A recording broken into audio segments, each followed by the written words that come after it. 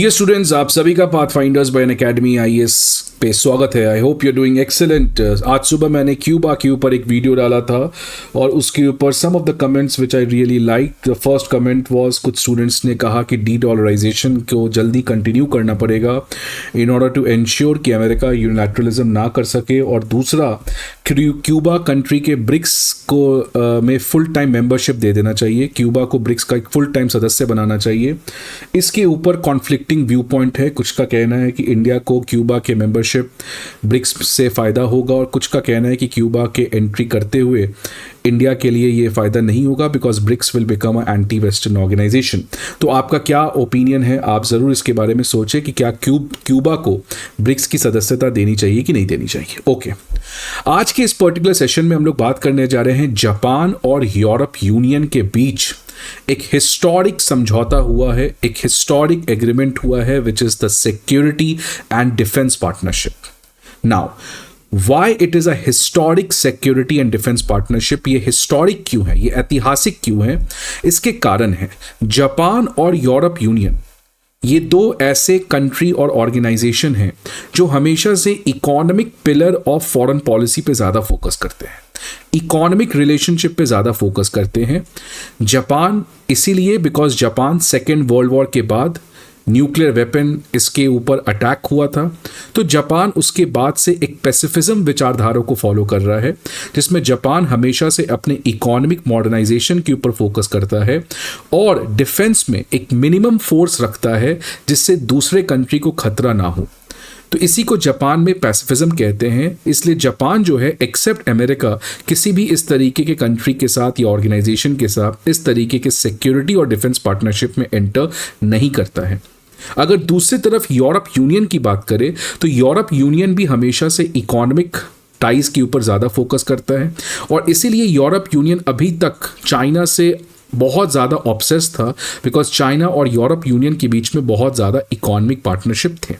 इसलिए Europe union China को threat कम मानकर एक इकोनॉमिक पार्टनर ज़्यादा मानता था। लेकिन आज हालात बदल चुके हैं। आज चाइना के आने की वजह से और रशिया यूक्रेन आने की वजह से जापान और ईयू ये दोनों आज इनको समझ में आ गया है कि थ्रेट जो है वो रियल है। अब आप चुपचाप अगर डिफेंसिव पॉस्चर लोगे तो दूसरा कंट्री इस बात का फ़ायदा उठाएगा, खुश नहीं होगा, वो आपकी ये कमज़ोरी मानकर आप ही के ऊपर अटैक करेगा। तो जापान ये सोच रहा था अभी तक कि अगर हम मिनिमम फोर्स रखेंगे तो चाइना हमसे डरेगा नहीं, चाइना को खतरा नहीं होगा, तो चाइना हम पे क्यों अटैक करेगा। लेकिन आज जापान को समझ में आ गया है कि ये चाइना खुश नहीं होगा, इनफैक्ट चाइना ये हमारी कमज़ोरी समझकर हमें अटैक कर सकता है। इसीलिए The right way to protect yourself is not by defense but by offense।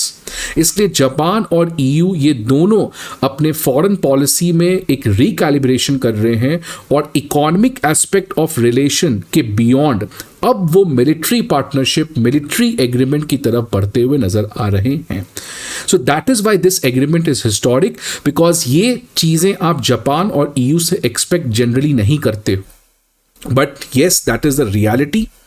आज ये दोनों एक तरीके के न्यू वर्ल्ड ऑर्डर में अपने सिक्योरिटी और डिफेंस पार्टनरशिप को स्ट्रेंथन किए हैं। तो आज इन्हीं सारी चीज़ों को आज के इस पर्टिकुलर सेशन में हम लोग डिस्कस करने जा रहे हैं। तो ये पर्टिकुलर न्यूज़ है आपका, जहां पे जापान और यूरोप यूनियन एक सिक्योरिटी और डिफेंस पार्टनरशिप में एंटर किए हैं, जहां पर ये दोनों अपने मिलिट्री टाइज को काफ़ी ज़्यादा स्ट्रेंथन करेंगे आने वाले टाइम में।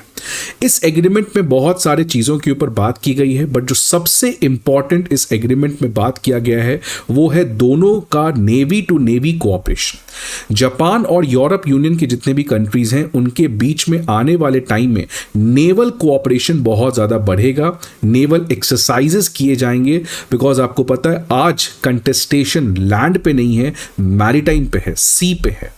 इसीलिए नेवी टू नेवी कोऑपरेशन को बढ़ाने की बात की गई है। ये ये सबसे इंपॉर्टेंट पिलर है इस पर्टिकुलर सिक्योरिटी और डिफेंस पार्टनरशिप एग्रीमेंट में। इसके अलावा बाकी बहुत सारे और एग्रीमेंट्स हुए हैं, such as intelligence sharing pact, defence से इंडस्ट्री इंफॉर्मेशन, डिफेंस रिलेटेड जितने भी इंफॉर्मेशन है वो दोनों एक दूसरे के साथ एक्सचेंज करेंगे, न्यूक्लियर डिसआर्मामेंट के ऊपर कोऑपरेट करेंगे, और साइबर और हाइब्रिड थ्रेट्स जो न्यू वॉरफेयर थ्रेट्स आ चुके हैं उनके अगेंस्ट भी ये लोग मिलकर काम करेंगे। But the most important part of the agreement is navy to navy cooperation, और ये इसीलिए because the threat of China is on the sea. अब ईयू के फॉरेन पॉलिसी जो इस समय जोसेफ बोरेल हैं, वो इस समय ईस्ट एशिया कंट्री के विजिट पे निकले हुए हैं, बिकॉज ईस्ट एशिया कंट्री आज बहुत ज़्यादा टर्बुलेंस झेल रहा है, primarily because of China and north Korea.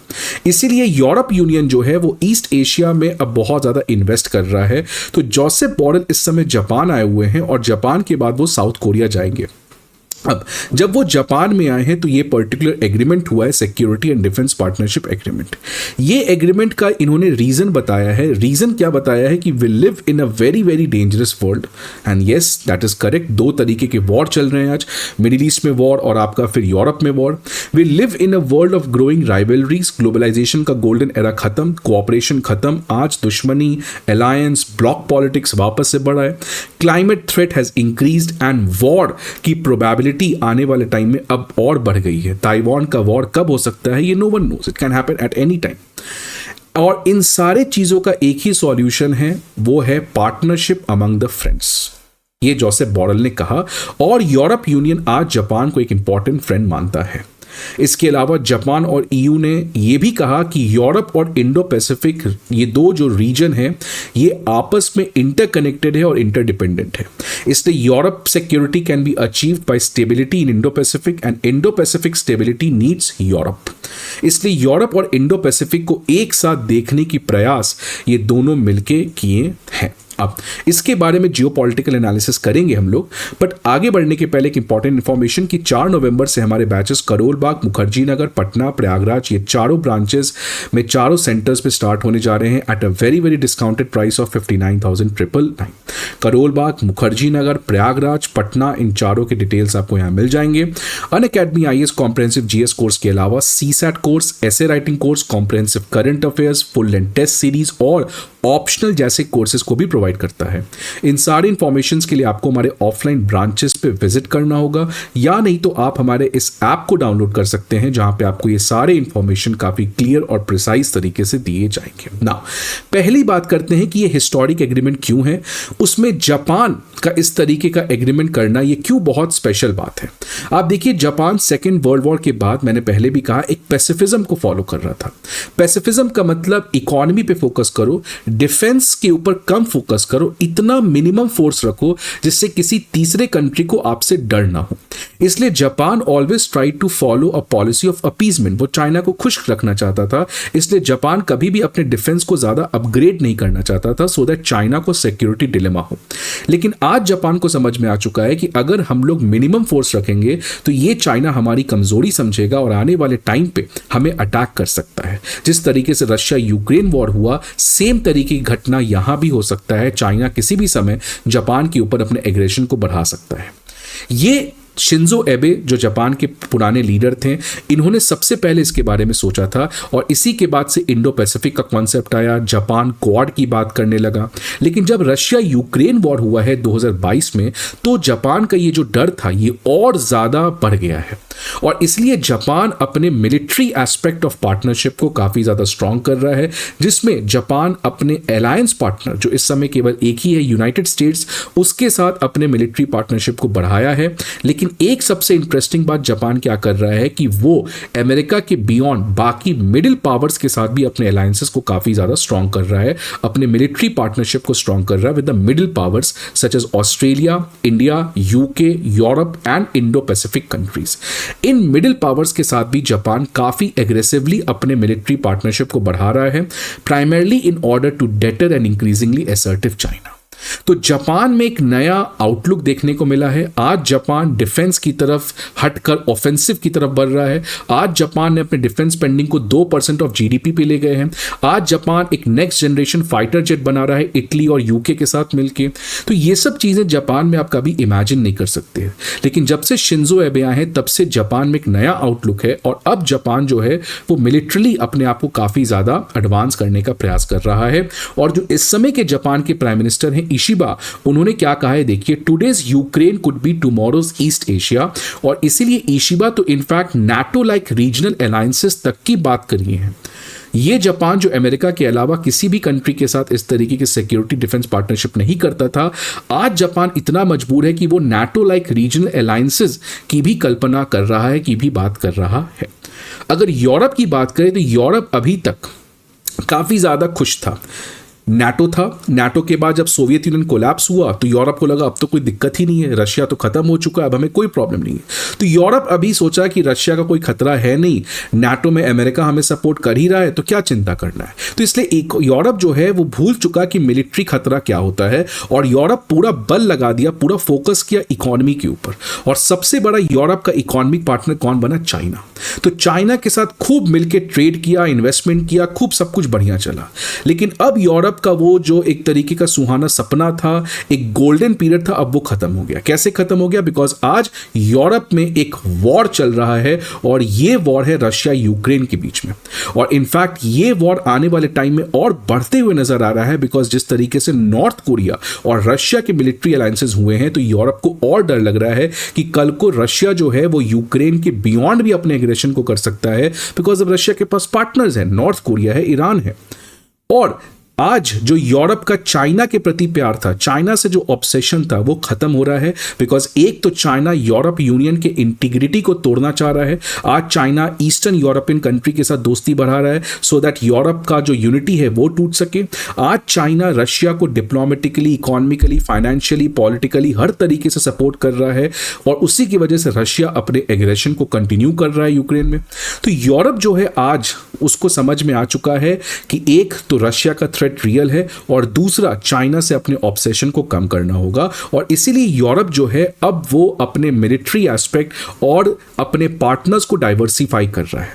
अभी तक आप देखिए यूरोप को इंडो पैसिफिक से कोई खास लेना देना नहीं था, बिकॉज इंडो पैसिफिक का कंस्ट्रक्ट चाइना के लिए है और यूरोप चाइना को कॉम्पिटिटर मानता था, पार्टनर मानता था, एनिमी नहीं मानता था। इसलिए अभी तक यूरोप के जितने भी मेजर कंट्रीज हैं वो चाइना के अगेंस्ट इंडो पैसिफिक में किसी भी तरीके का मेजर पुश नहीं कर रहे थे।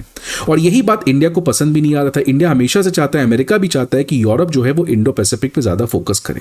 बट अब यूरोप जो है वो रशिया यूक्रेन वॉर और चाइना के प्रति अपना प्यार जब उसका खत्म हुआ है तो अब यूरोप जो है वो एक नया आउटलुक देख रहा है। जो यूरोप यूनियन है वो एक नया मिलिट्री एस्पेक्ट को सोच रहा है।